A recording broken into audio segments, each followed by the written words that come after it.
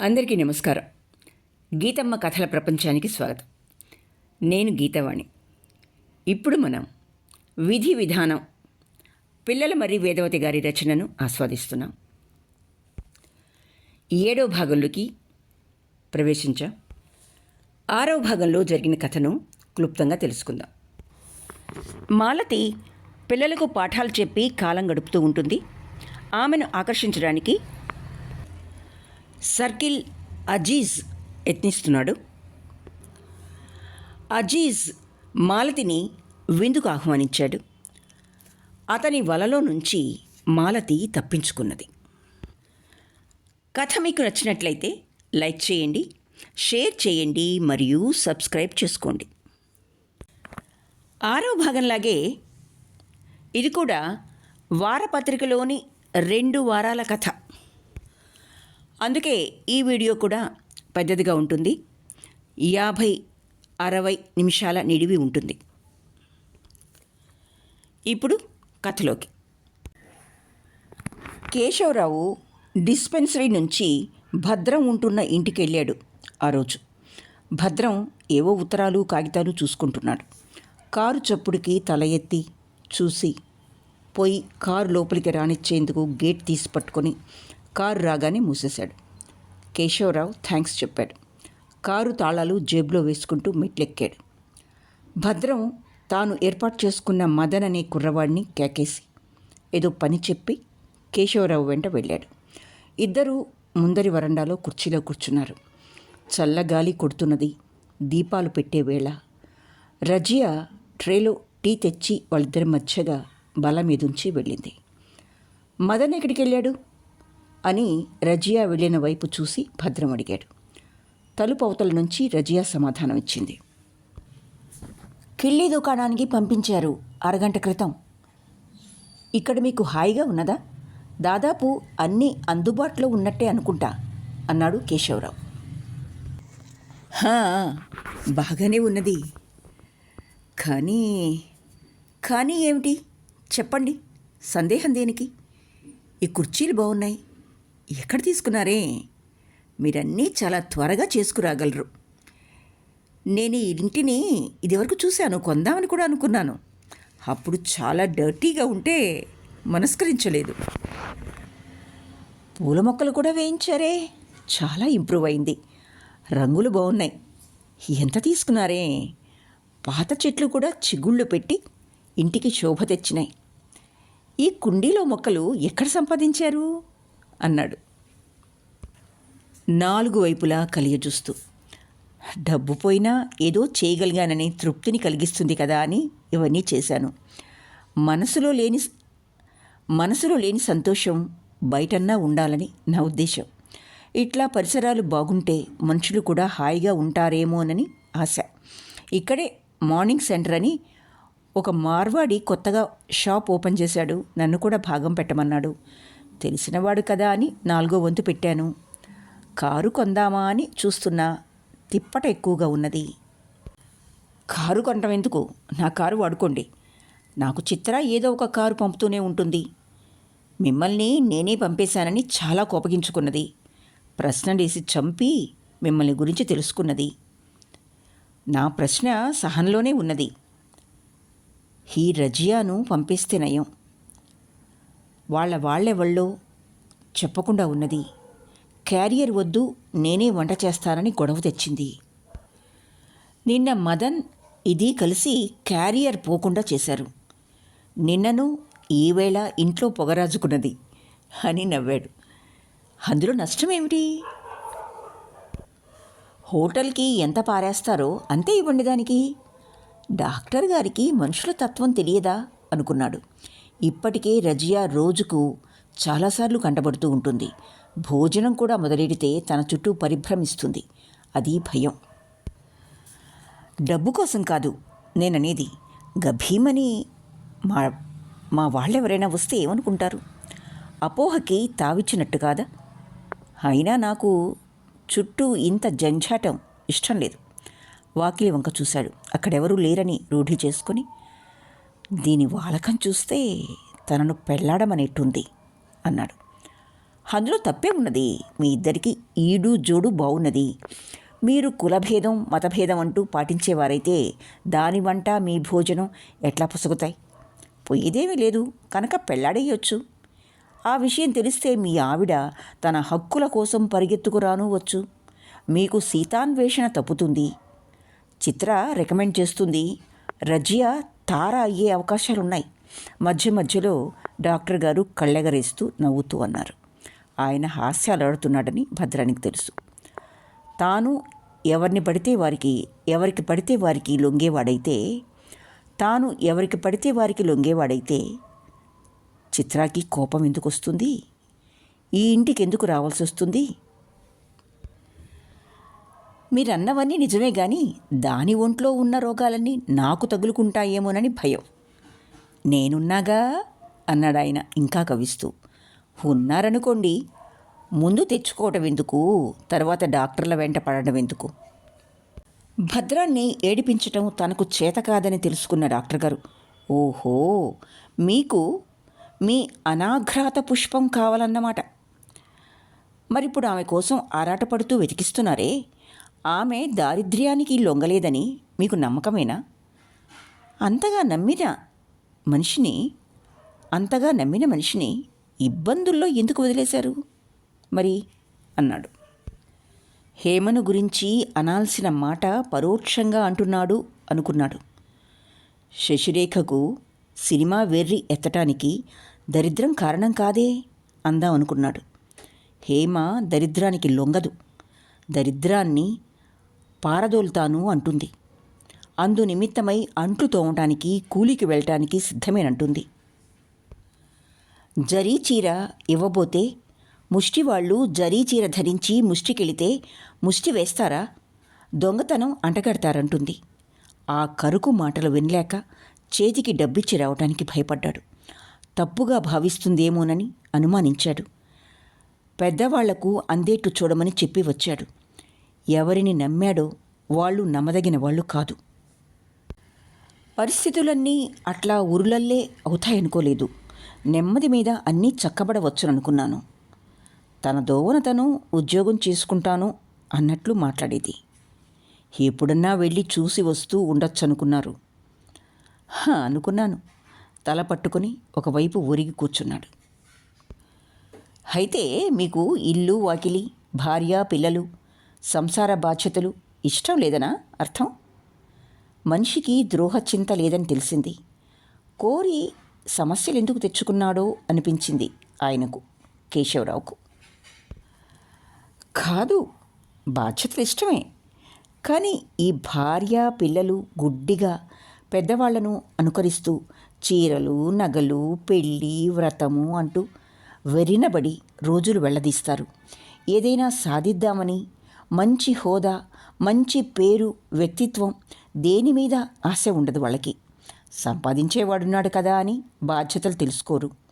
పెళ్ళిళ్ళు, కార్యాలు, బారసాలలు చెడ్డ న్యూసెన్స్. తల్లి పిల్ల సుఖంగా ఉంటే చాలదు? మొగుడు పెళ్ళాం అన్యోన్యంగా ఉంటే సరిపోలే? ఏమిటో అర్థం లేని సంబరాలు. తీరా చూస్తే ఆ కొత్త ప్రాణి కూడా అంతే. అయితే మీ శ్రీమతిలో మీకు కావలసినవి కనిపించినాయన్నమాట అన్నాడు కేశవరావు.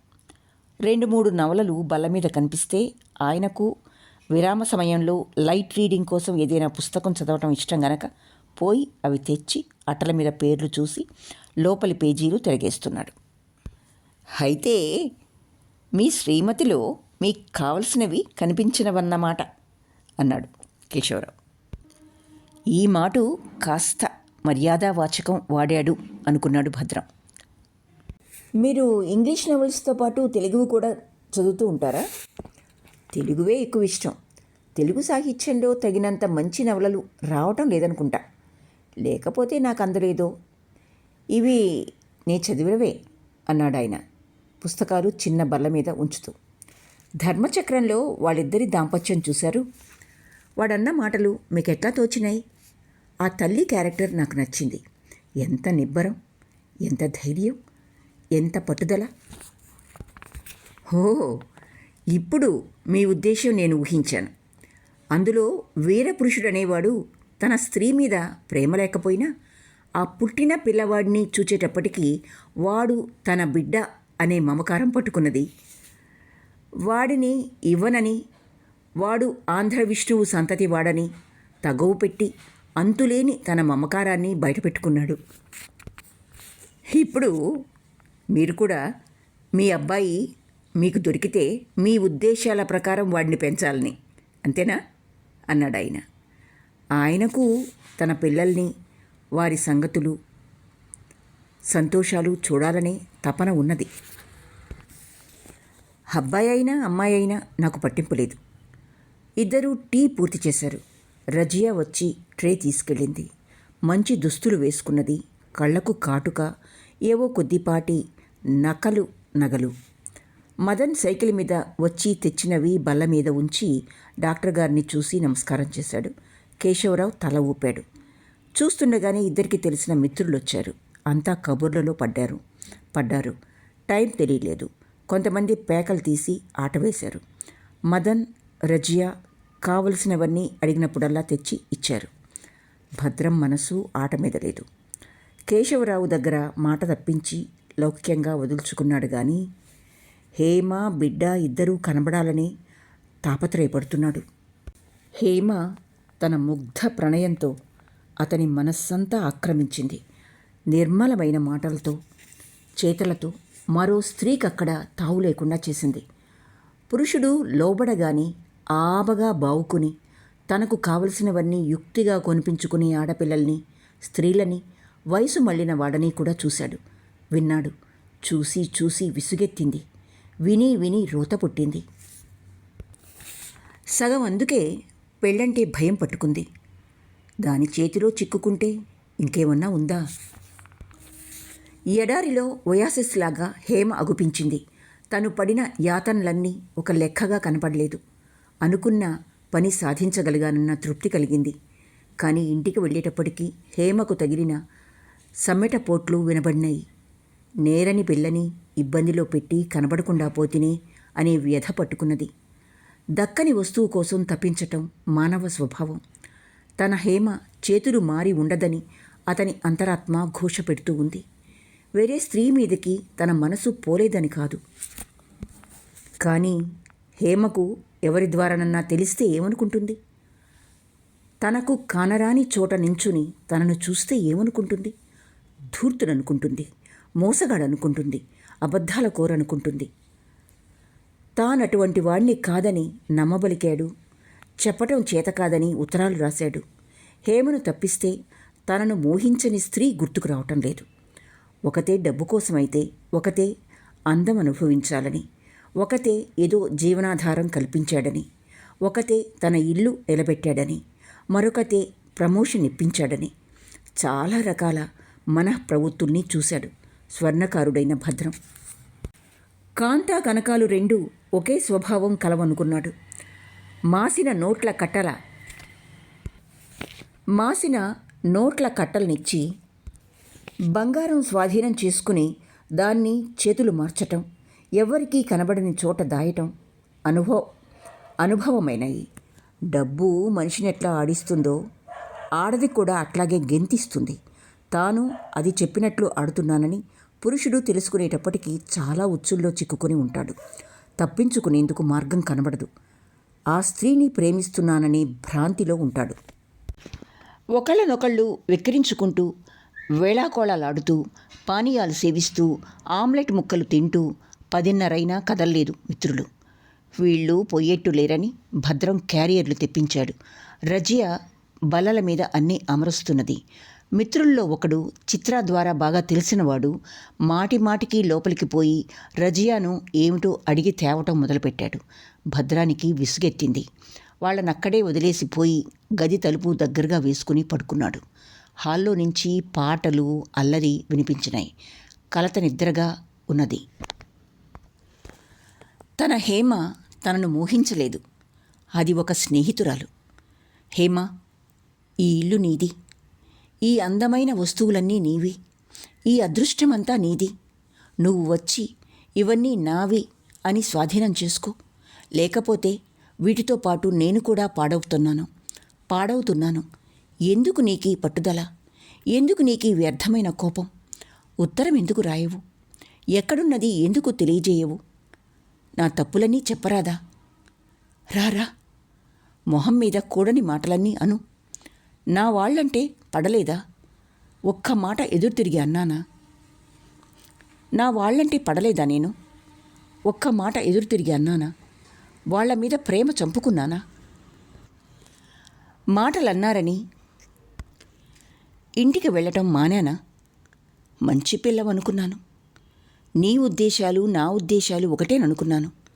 ఏమైనా పొరపాటు జరిగినా పరిస్థితులు సరిగ్గా అర్థం కాలేదా నీకు? నీకు ఊహాజ్ఞానం లేదా? నీవు అందరంటి దానివేనా? నీ మాటల్ని బట్టి మనుషుల్ని సరిగ్గా అర్థం చేసుకుంటావనుకున్నానే. నేనేమైపోయినా నీకు చింత లేదా? నీది కూడా స్వార్థమేనా? అతని మనస్సు రోధించింది. చివరికి కోపం వచ్చింది.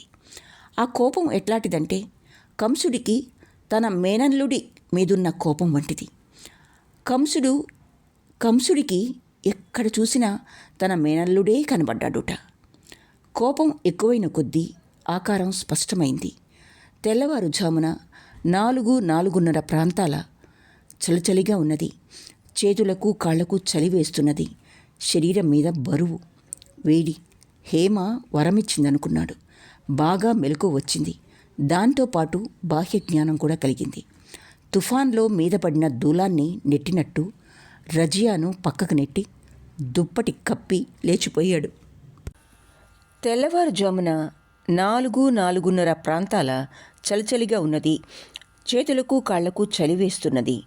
శరీరం మీద బరువు, వేడి. హేమ వరమిచ్చిందనుకున్నాడు. బాగా మెలకువ వచ్చింది. దాంతోపాటు బాహ్య జ్ఞానం కూడా కలిగింది. తుఫాన్లో మీదబడిన దూలాన్ని నెట్టినట్టు రజియాను పక్కకు నెట్టి దుప్పటి కప్పి లేచిపోయాడు. చన్నీళ్ల స్నానం తలారా చేసి మంచి బట్టలేసుకుని ముందువైపు వరండాలో లైట్ వేసుకుని హక్స్లే నవల చదువుకుంటూ కూర్చున్నాడు. పిల్ల ఏడుపు వినిపించింది. రజియా లేచిపోయి పిల్ల సంగతి చూసి మళ్ళీ పడుకోబెట్టి పోయి చిందరవందరగా ఉన్న హాల్ని గదుల్ని శుభ్రం చేయసాగింది. సొసైటీ పాలు వచ్చిన గంట వినబడింది. భద్రం లేవబోయినాడు. తెలతెలవారుతున్నది. వెలవెలబోయే ముఖంతో రజియా వచ్చి పాలు పట్టింది. సూర్యోదయం వేళకి టీ ఫలహారం వచ్చినాయి. ఆంధ్రుల దుస్తుల తీరు, మౌనంగా టిఫిన్ పూర్తి చేస్తున్న ఆ మనిషిని, లాల్చీ చేతులు పొడుగై ప్లేట్లో పడుతుంటే ఎడంచేత్తో కుడిచేతి మీది లాల్చీ పైకి తీసుకుంటున్న తీరు, చాక్లెట్ రంగు పట్టి ఉన్న బంగారు గడియారం, చేతి మీద పల్చని రోమాలు వాలి చేతుల మృదుత్వం చెప్తున్నాయి. ఖద్దర్ సిల్క్ లాల్చీ మెడ దగ్గర గుండీ పెట్టుకోక వదిలేయటం వల్ల అదొక అందం. లోపలి శరీరం బిగువు, గుండ్రని భుజాలు, కంఠానికున్న గీరలు, తల వంచుకొని ముచ్చటగా తినే పద్ధతి, అదేదో సుందర ప్రకృతి దృశ్యాన్ని చూస్తున్నట్టు చూస్తూ నించున్నది రజియా. రజియా తప్పేం లేదు. భద్రానికి 2 చేతులా రాబడి వస్తున్నది. నోట్ల కట్టల్ని మాసిపోయిన కాగితాలుగా భావిస్తున్నాడు. ఇంత ఖర్చని చెబుతుంది, ఇచ్చేస్తాడు. వాళ్ళ పండగ వచ్చిందన్నది. బట్టలు కొనుక్కోమని, పిల్లకి కొనుక్కోమని ఇచ్చాడు. తన మీద ఏ భావమూ లేందే ఇస్తున్నాడా అనుకున్నది. సిగ్గేమో అనుకున్నది. ఎందుకు అపోహపడిందంటే ఫిల్మ్ ఫీల్డ్లో అవకాశం దొరకగానే తనను చేజిక్కించుకున్న వాళ్ళని చూసింది. ఈడుతో నిమిత్తం లేదు. వాడి మీద తనకు వలపు ఉన్నదా లేదా అనే యోచనే లేదు. ఒక బల్లను మంచాన్నో వాడుకున్నట్టు వాడుకున్నారు. ఆడదాని పోలికలు కలిగి ఆడదానల్లే కులికేవాడు కూడా తనను మోహించేటప్పటికీ రజియాకి ఒళ్ళు మండిపోయింది. ప్రపంచంలో మగవాళ్లంతా ఇంతేనని నిర్ధారణ చేసుకున్నది. మగవాళ్లంటే లక్ష్యము, గౌరవము లేకుండా పోయినాయి దానికి. భద్రం తత్వం వింతగా కనపడి తదేకంగా చూస్తూ ఉండిపోయింది. 7 గంటలు కావస్తున్నది. తోటమాలి, నీళ్లు వదిలేవాడు, గూర్ఖా, మున్సిపల్ నౌకరు ఒక్కొక్కరే వస్తున్నారు. రజియా అక్కడి నించొని అట్లా తనకు అట్లా తనను మెస్మరైజ్ చేయటం ఇష్టం లేక అమ్మయ్య విముక్తి కలిగిందని లేచాడు. లోపలి హాల్లో కుళాయి తిప్పి చెయ్యి సబ్బుతో కడుక్కుని లాల్చీ జేబులో నుంచి రుమాలు తీసి చెయ్యి మూతి తుడుచుకుంటూ పక్క గదిలోకి వెళ్ళాడు. రజియా ట్రే తీసుకుని అతను వెళ్ళిన వైపే దృష్టి పోనిచ్చి అతని సోయగమంతా చూడడం అయ్యాక నిట్టూర్పు విడిచి లోపలికి దారితీసింది.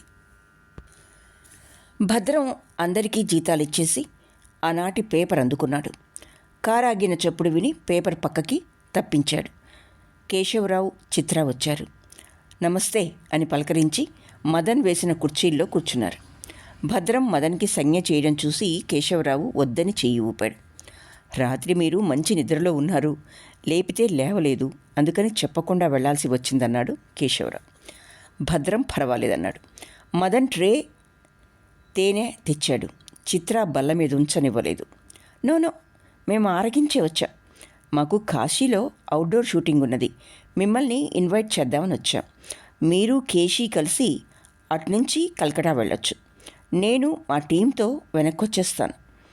మీ ప్రేయసి ఆచూకీ చిక్కిందా? ఆమె కోసమేనా ఈ బ్రహ్మచర్యం? ఓటే పిటి. మీకు మహా ఉంటే 25 సంవత్సరాలు ఉండొచ్చు.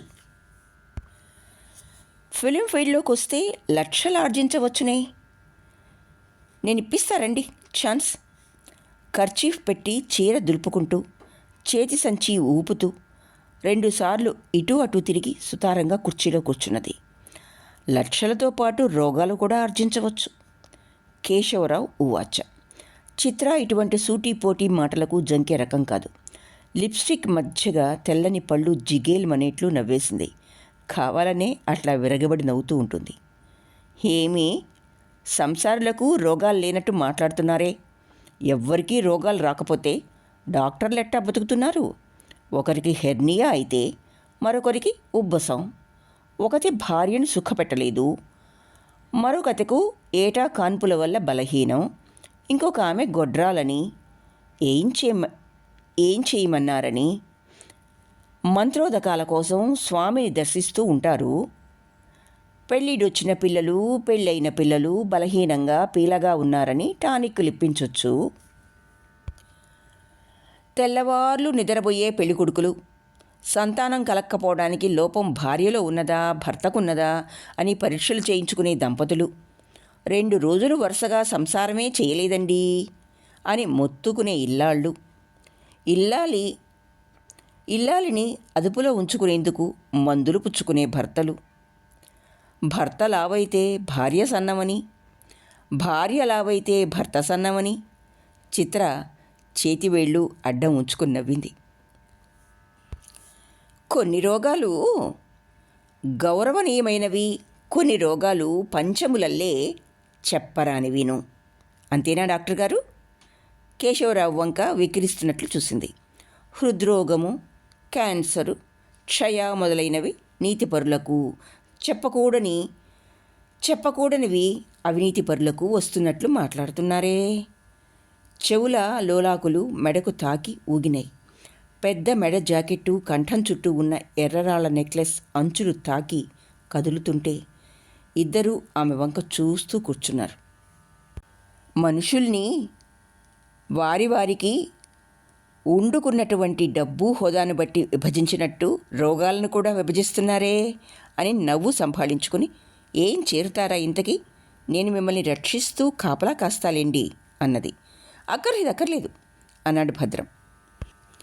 అతని ఉద్దేశం తనను కాపలా కాయవద్దని. మరి ఒప్పుకున్నట్టేనా? లేదు, నాకు భయం. రజియాకు పుట్టినట్టే నాకు కూడా గభీమని పిల్ల పుడుతుంది. నేను చేసిన పొరపాటే అది. నా దృష్టి పిల్లల మీదకి పోలేదు. లేకపోతే ఆపరేషన్ చేయించుకుని మరీ బ్రహ్మచర్యం వదిలేవారా? సరే కానీ నా దగ్గర దాచారెందుకు మీ సంగతి? నీకతని మీద దురభిప్రాయం కలుగుతుందని దాచాడని మధ్యలో కేశవరావు విసురుగా జవాబిచ్చాడు. చిత్ర ఆ ఇద్దరి వంక కొరకొర చూసి మూతి 3 వంకర్లు తిప్పి లేచి నుంచున్నది. ఉల్లి పొరలాంటి పమిట కొంగు నామమాత్రంగా శరీరాచ్ఛాదన చేసింది. పాదాల మీద జరీ కుచ్చీలు జీరాడుతున్నాయి. లేతాకు పచ్చరంగు, చేతులు లేని జాకెట్టు, మెడ నెక్లెస్కి చిక్కుకుంటే విడదీసుకుంటూ, ఇప్పుడే వస్తా, మీరు మాట్లాడుతూ ఉండండి విలాసంగా తిప్పుకుంటూ వెళ్ళింది. భద్రం వీధి వైపు దూరానికి చూశాడు. కేశవరావు చిత్ర వెళ్ళిన వైపే చూశాడు. ఎత్తు మడమల జోళ్ళు, పమిట ఎడంచేతికి చుట్టుకున్నది. రజియా గిన్నెలు గడుగుతున్నది. చప్పుడు విని తల ఎత్తింది. చేతులు తుడుచుకుంటూ ఎదురుగా వచ్చింది. చిత్ర విచిత్రంగా నవ్వి కన్ను గీటి ఎంతవరకన్నట్లు తల ఎగరేసి అడిగింది. రజియా ఏమీ లాభం లేదన్నట్టు చేతులు విప్పి పెదిమలు విరిచేసింది. తన వల్ల కాదని నిస్పృహ వెల్లడించింది. ఏమట్లా నీరుగారిపోతున్నావే? నీ చలాకీతనమంతా ఏమైంది? వయసు మళ్ళిన దానల్లే ఆ చీర, ఆ కట్టు, ఆ పమిట కప్పుకోవటం, ముసుగు లాక్కోవటం ఏమిటి? నవ్వుతూ మెల్లిగా అడిగింది. ఏం చేయమన్నారు? కాస్త మొద్దు చీర రవిక వేసుకుని తల వంచుకుని ఉంటే ఆయన తల ఎత్తుతారు. లేకపోతే బట్టలిప్పేసుకుని ఎదురుగా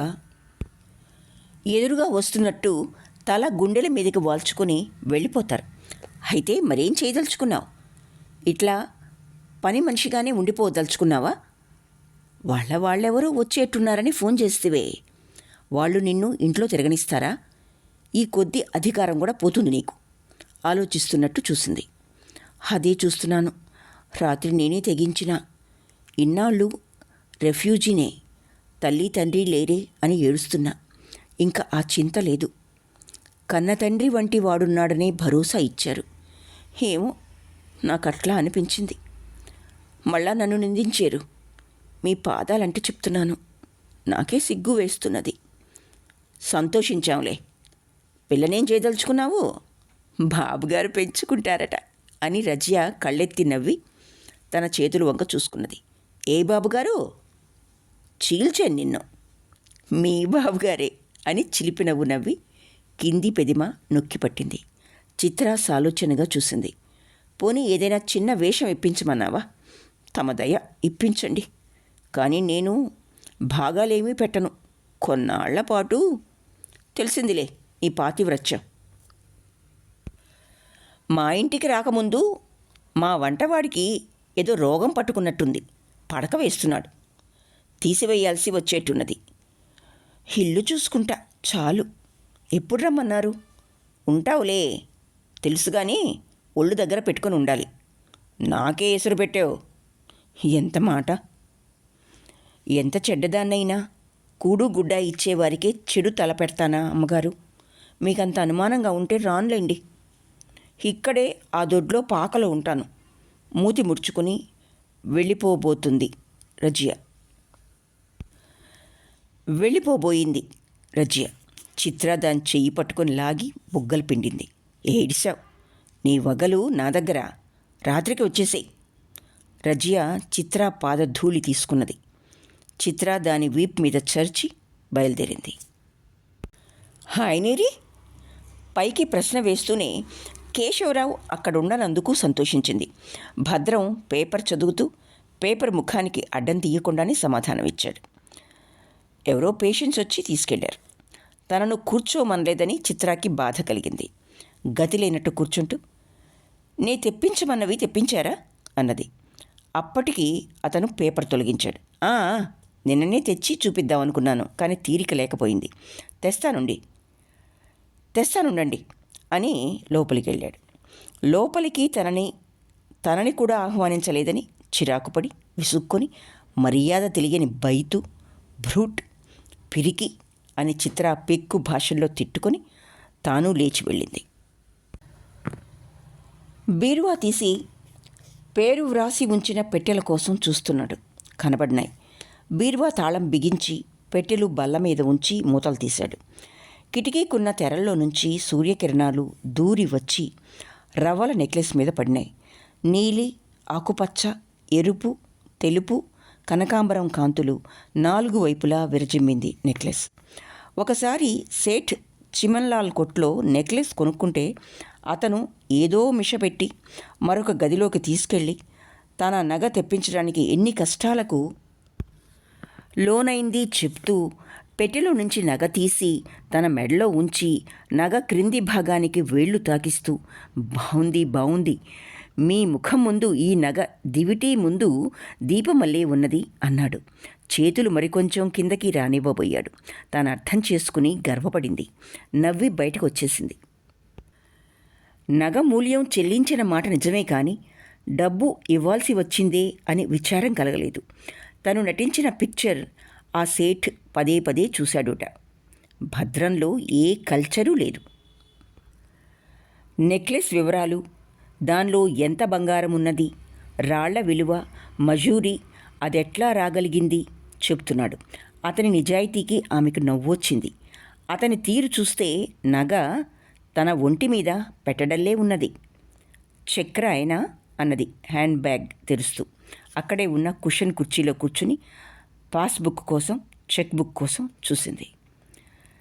మీకు అన్ని విధాలా నచ్చితేనే చెక్ వ్రాయండి, నచ్చకపోతే మరొకటి తెప్పించగలను అన్నాడు. నగ తెప్పించినవాడు ఇద్దరూ త్రికరణ శుద్ధిగా నచ్చారండి. చెవుల కమ్మలు, ఉంగరం మ్యాచ్ అయినాయి. ఈ పమిట పిన్నెంత? ఈ స్టడ్స్ చాలా బాగున్నాయి. నాకు ఈ రంగులంటే ఎంతో ఇష్టం. ఈ బొమ్మకి ఈ కాళ్ళు కదులుతూ, ఈ రాళ్ళు, ఈ పిన్ను చాలా బాగున్నవి. చెప్పినట్టు తెప్పించి పెట్టారు. చాలా థ్యాంక్స్. చాలా శ్రమ తీసుకున్నారు నా కోసం. ఇదిగో చెక్. తాకేంత దగ్గరగా వచ్చింది. ఇదిగో నెలల పట్టి, రసీదులు. హాల్లోకి తొంగి చూసి, మదన్, కూల్ డ్రింక్స్ షాప్కి వెళ్ళి ఫ్లాస్క్తో 2 కప్పుల ఐస్ క్రీం పట్రా అని కేకవేశాడు. సైకిల్ బయటికి పోవడం వినిపించి గదిలోకి వచ్చాడు. ఇప్పుడు నా ఒళ్ళేమీ వేడెక్కలేదు, ఐస్ క్రీం అక్కర్లేదు, చమత్కరించాననుకున్నది. వేడెక్కకుండా జాగ్రత్త పడ్డం మంచిది కదా. అబ్బో, బాగానే పెట్టాడు, గ్రహింపున్నదే అనుకుని చనువిస్తున్నాడని సంభాషణ పెంచింది. రజియాను నేను తీసుకెళ్తున్నాను, నాకు అవసరం ఉన్నది. మహారాజుగా తీసుకెళ్ళండి, నాకు అవసరం లేదు అన్నాడు. నాకు అవసరం లేదు అతనన్నట్టే అతన్ని అనుకరిస్తూ అని హ్యాండ్ బ్యాగ్ అవతల పెట్టి చేతులతో గడ్డం అనించు కూర్చున్నది. ఈ ఏకపత్ని వ్రతం హేమ కోసమేనా అన్నది. దాని తర్వాత వచ్చే వరుస క్రమం అతనికి తెలుసు.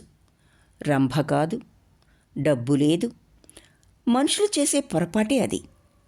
అవతల వారికి ప్రియమైన వారిని దూషించి తాము ఆ వ్యక్తికి దూరమవుతున్నామని తెలుసుకోరు. కాదు, నా కోసమే అన్నాడు. ఈ ఏకపత్ని వ్రతం హేమ కోసమేనా? కాదు, నా కోసమే అన్నాడు. ఆమె వినిపించుకోనట్టు, దేనికో అంత విలువైన మనిషా అన్నది. అతనికి చిరాకు కలిగింది. మనస్సు వికలమైంది. బంధువులు వస్తున్నారు, రాబోతున్నారు. బహుశా వాళ్ళు పెళ్లి సంబంధాలు తెచ్చి సెలెక్ట్ చేసుకోమని బలవంతం చేస్తారు. నవ్వుతూ అవన్నీ తిరగొట్టాలంటే మనోబలం కావాలి. అదంతా ఈమె అధిక ప్రసంగంలోకి దిగి ఖర్చు చేస్తున్నది. మనోబలం లేకపోతే మనిషి ఇతరులకి లొంగిపోతాడు. ఒక్కోసారి మన దగ్గర అన్ని విధాలా విలువైన మనిషి ఉన్నా దేనికో తప్పించిపోతూ ఉంటాం అన్నాడు. నన్నేగా అంటున్నారు? కేశవరావు గారికి కావలసింది దిక్కులేనిది, తెలివి తక్కువ మనిషిను, అంతేనా? నేను అట్లా అర్థం వస్తుందనుకోలేదు. మనం అనుకున్న పని నెరవేరే వరకు ఏదైనా వ్రతం పట్టాలిగా. నాకు వినాయక చవితి, కేదారేశ్వర వ్రతాల్లో నమ్మకం లేదు. మీరు అనుకున్న పని ఏమిటి? కుతూహలంతో అడిగింది. హేమ ఎక్కడున్నది? ఎందుకు ఇంటికి రాదు? అజ్ఞాతంగా ఉండాల్సిన అవసరం ఏమిటి? అవన్నీ తెలియాలి. హాయిసి, మీ ఉద్దేశం తెలిసింది. మీరేమనుకున్నారు? మీరు రాజకుమారుడైతే హేమ సిండ్రిల్లా అనుకుని దాన్ని తల్లిని చేసి చెప్పకుండా ఉడాయిస్తే దానందరూ గౌరవంగా చూడకపోతారా అనే? నేను ఉడాయించలేదే అన్నాడతను అమాయకంగా ముఖం పెట్టి. అవసరం వచ్చి పరిస్థితులకు లోనై దాక్కున్నారు. పోని అట్లాగే అనుకుందాం. మీరు ఊహించని సంఘటన వచ్చింది, అరెస్ట్ అయినారు. అంత మటుకు ఒప్పుకుందాం. గోల్డ్ కంట్రోల్ వచ్చాక స్వర్ణకారుల్లో కూలీకి పనిచేసే వారి కుటుంబాలు ఎటువంటి దారుణ పరిస్థితుల్ని ఎదుర్కొన్నాయో మీరు చూడలేదా? వాళ్ళ దుర్భర జీవితాలు, ఆందోళనలు స్వయంగా చూస్తూ వింటూ పేపర్లో చదువుతూ ఎటుపోయి ఎటు వస్తుందో అనే దూరదృష్టి లేక ఆ పిల్ల చేతికి కానీ తల్లిదండ్రుల చేతికి కానీ ఏమీ ఇవ్వక ఎవరో 2-3 ద్వారా మీ ఇనప్పెట్టెలోని డబ్బు ఆ పిల్లకు చేరుతుందని నమ్మకం ఉంచి పెళ్లి ఉద్దేశం లేకుండా ఆ పిల్ల ఒంటి మీద చెయ్యెందుకు వెయ్యాలి? డబ్బు తక్కువైంది కానీ కులం తక్కువ కాదే. మీరు ఆ పిల్లని అభిమానంగా చూసుకుంటున్నారని మీ వాళ్ళంతా చూస్తారా? దాని ఇబ్బందులేమిటా అని ఉంటుందా వాళ్ళకి? వాళ్ళ దృష్టిలో అది ఒళ్ళు పై తెలియకుండా తిరిగి కడుపు తెచ్చుకున్న మనిషి. అటువంటి నీతి లేని మనిషిని, దాని బంధువులని మీ వాళ్ళు ఆదుకుంటారా? అటువంటి మనస్తత్వం, ఔదార్యం గలవాళ్లే అయితే మీ పిచ్చి మాట ఒకటి పట్టుకొని పెళ్లి చేసుకోలేదు గనక కోడలెట్లా అవుతుందని వాదిస్తారా? మీకు ఈ మాత్రం లోకజ్ఞానం లేకపోయింది అని అరచేయి అడ్డంగా తిప్పుతూ ఈసరించి కొట్టినట్టు మాట్లాడింది. నేనట్లా ఊహించలేదు. నేను స్వయంగా సంపాదించినది ఇచ్చి వచ్చాను కదా. అది నా తాత తండ్రుల ఆస్తిలో భాగం కాదే అనుకున్నాను. పోనీ వాళ్ళను వదిలివేయటం ఎందుకు? పొరపాటున వెళ్లాల్సి వచ్చినా దాక్కోవటం ఎందుకు? ఏమైనా ఊహ కందుతున్నది? మాకు సాయం చేయబోయి పొరపాటున రైల్లో ఉండిపోయింది. ఇంటికి పోగలను అంటే పోతుందని అనుకున్నాను. నిలేసి నా సంగతి అడుగుతారేమోనని వెనక్కి వెళ్ళి ఉండకపోవచ్చు. మాయం కావాలని ఆ పిల్ల ఉద్దేశం కానే కాదు. ఇంటికెందుకు రాదు అంటే ఇల్లు దుర్భరమైంది. లక్షాధికారి కోడలవుతుందని, ప్రయోజకుడు ఉదారుడు తమ కల్లుడవుతాడని తలస్తే అంతా తల్లకిందులైంది. చాలామందిని కాల్చేశారని చెప్పుకున్నారు అప్పట్లో. మీ వాళ్ళు మాకేమీ కాదన్నారు. పెళ్లి కాకముందే చేతుల్లో పైసా లేని స్థితిలో తల్లి కాబోతూ బయటపడింది. ఎదురుగా ఉండి మీరాదుకున్న దారి వేరు. మనిషి అంతు చిక్కకపోతే సంఘం కట్టుబాట్లకు విరుద్ధంగా ఉన్న పిల్లను నెత్తిన పెట్టుకుంటారా? ఒక గవర్నమెంట్ పోయి మరొక గవర్నమెంట్ వస్తేనే ఉద్యోగస్తులకు ఎన్నో సమస్యలు ఎదురవుతాయే. అదెన్నో మాటల్ని ఎదుర్కోవలసి వచ్చింది. పరాయి పిల్లకు ఆశ్రయం ఇచ్చినట్టున్నది. దాని కన్నవారి ప్రాణాలకి నోర్లేంది కదా అని సమాజ విరుద్ధంగా వెళ్ళానే అనే భయంతో కుమిలిపోయేదాన్ని. దాన్ని ఆదుకోవలసిన వాడు బతికి ఉన్నాడో లేదో తెలియని స్థితిలో దాని మీద అందరూ విరుచుకుపడ్డారు. కనకమ్మ గారి కొడుక్కి న్యూమోనియా వచ్చి పోయాడు. కనకమ్మ అదే హేమ తల్లి, మీ అత్తగారు. ఆవిడ కొడుక్కి న్యూమోనియా వచ్చి పోయాడు. నీ మూలకంగా చెట్టంత కొడుకు పోయాడు. నీ అత్తవారు తిట్టిన తిట్లని నా కొడుక్కు తాకినాయి. నీ మామగారు నా కొడుక్కి చేతబడి చేయించాడని కూడని మాటలన్నీ అన్నది. అప్పటికీ హేమ ధైర్యం కూడగట్టుకుని పరీక్షలు రాసొచ్చింది. ఇంట్లో ఎవరికి ఏ ఆపదొచ్చినా దానికి హేమే కారణమనటం అలవాటు చేసుకున్నారు. దుఃఖంలోనే అన్నారు. కష్ట సమయంలో దరిద్రానికి తట్టుకోలేక అన్నారు. వాళ్ళ తప్పేం లేదు. హేమ పెద్ద మేనత్త కూతురు వచ్చింది. అది చింతకాయలు, దోస ముక్కలు, ఉప్పు అద్ది తిని మంచినీళ్ళు తాగింది, జబ్బు చేసింది. వాంతులైనాయి, కలరా అనుకున్నారు. వంట చేయాల్సింది హేమే. అందరికీ తలొక రోగం, దుఃఖం, కష్టం. ఏ రోగం లేనిది, ఎటువంటి కష్టంలోనూ లేనిది హేమే. హేమ ఆ పిల్లకు అన్నంలో విషం పెట్టిందని, ఆస్తి రాయించుకోవాలని చూసిందని ఆ మేనత్త కూతురు అంటుంది. ఇంట్లో అందరూ హీనపరుస్తున్నారు. తనెందుకు గౌరవంగా చూడాలనేమో ఆ పిల్ల ఉద్దేశం. చిత్ర అనర్గళంగా చెప్పుకుపోతుంటే భద్రం చెవులు ఘడియలు పడిపోయినాయి. అయోమయంగా చూస్తూ, హేమే ఆస్తి రాయించుకోవాలని చూసింది అని కళ్ళు పెద్దవి చేసి నోరు తెరిచేశాడు. మీ అమాయకత్వం అద్భుతంగా ఉన్నదండి. మీరు సినిమాల్లో చేరాల్సిందే, తప్పదు. చిత్రా కంఠంలో వెటకారం ప్రతిధ్వనించింది. ఐస్ క్రీం తీసుకుని మదన్ వచ్చాడు. గిన్నెలు పళ్ళ్యాలు కడిగి బోర్లిస్తూ రజియా కనిపించింది. ఆపమని భద్రం సంజ్ఞ చేశాడు చిత్రకి. చిత్ర నిర్లక్ష్యంగా చెయ్యి విసిరేసింది. వాళ్ళిద్దరికీ ఇంత తెలుగు వచ్చి చచ్చు, నే వాగేదానికి పూర్వాపరాలు తెలుసా? ఐస్ క్రీం కప్పులో పెట్టించాడు. తీసుకోండి. నాకొద్దు. కథ కానివ్వాలి, మరి ఏం జరిగింది నాకెట్లా తెలుస్తుంది?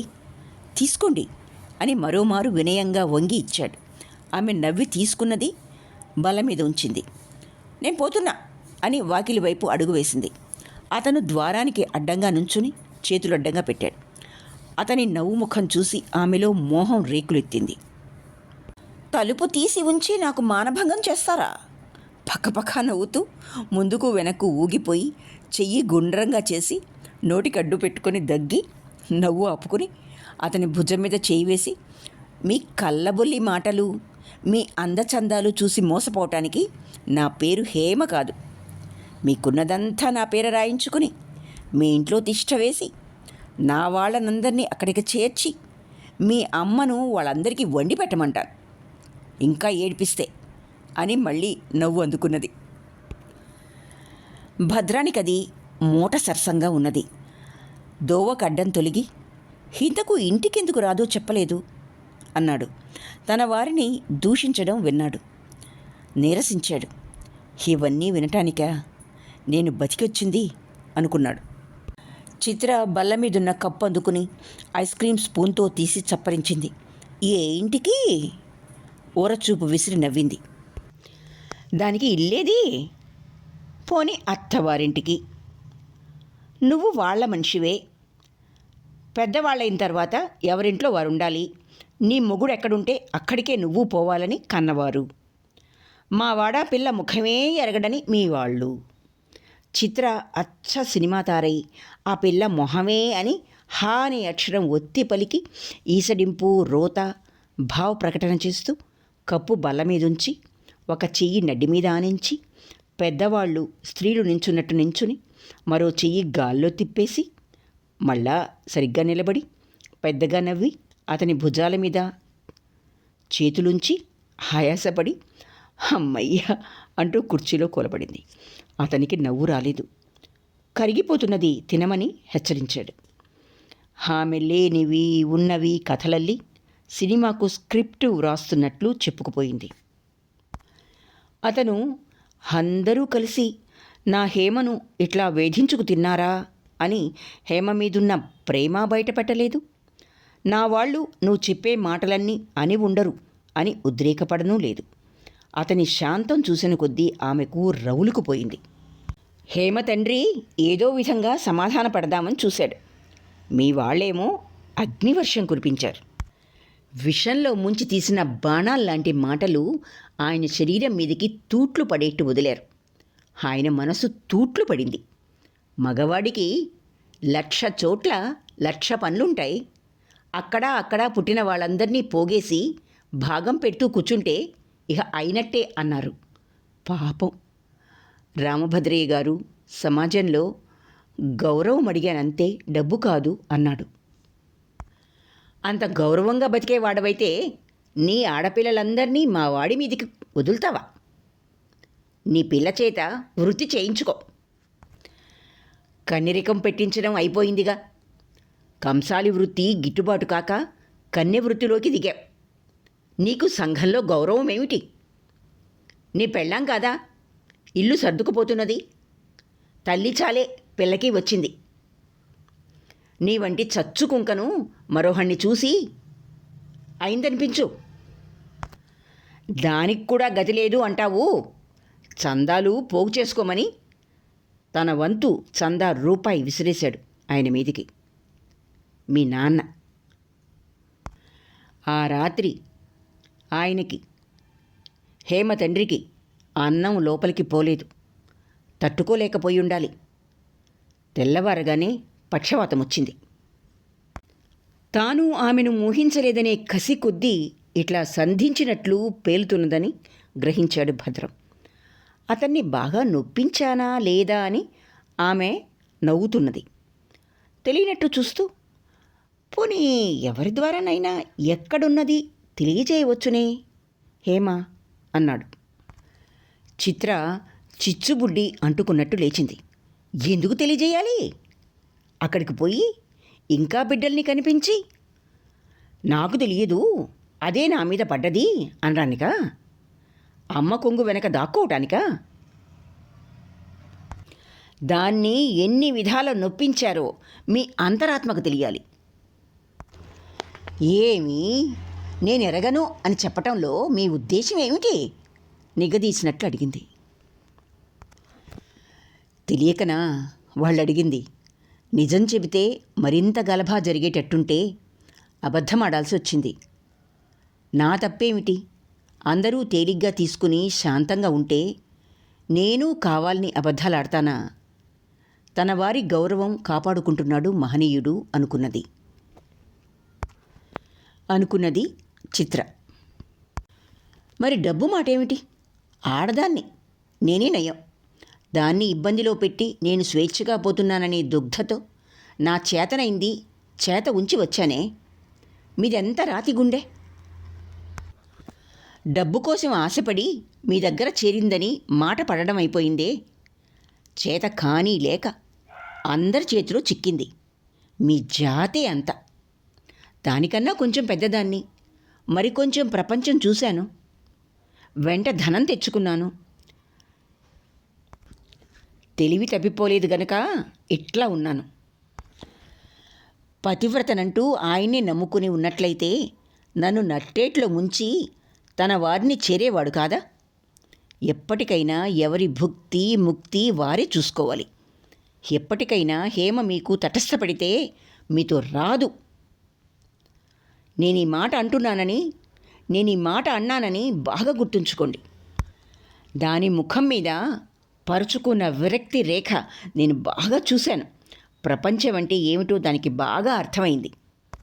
ఒకవేళ మీకు దక్కింది అంటే అతి క్రూర పరిస్థితుల నుంచి తప్పించుకోవటానికి మీ పాలబడిందన్నమాట. అతనికి ఆ మాటలు ముఖం మీద కొరడాతో కొట్టినట్లున్నాయి. భద్రానికి ఆ మాటలు ముఖం మీద కొరడాతో కొట్టినట్లున్నాయి. ఇక్కడితో శ్రీమతి పిల్లలమర్రి వేదవతి గారి రచన విధి విధానం 7వ భాగం పూర్తి అయింది. కథ మీకు నచ్చినట్లయితే లైక్ చేయండి, షేర్ చేయండి మరియు సబ్స్క్రైబ్ చేసుకోండి. ఆలకించినందుకు ధన్యవాదాలు.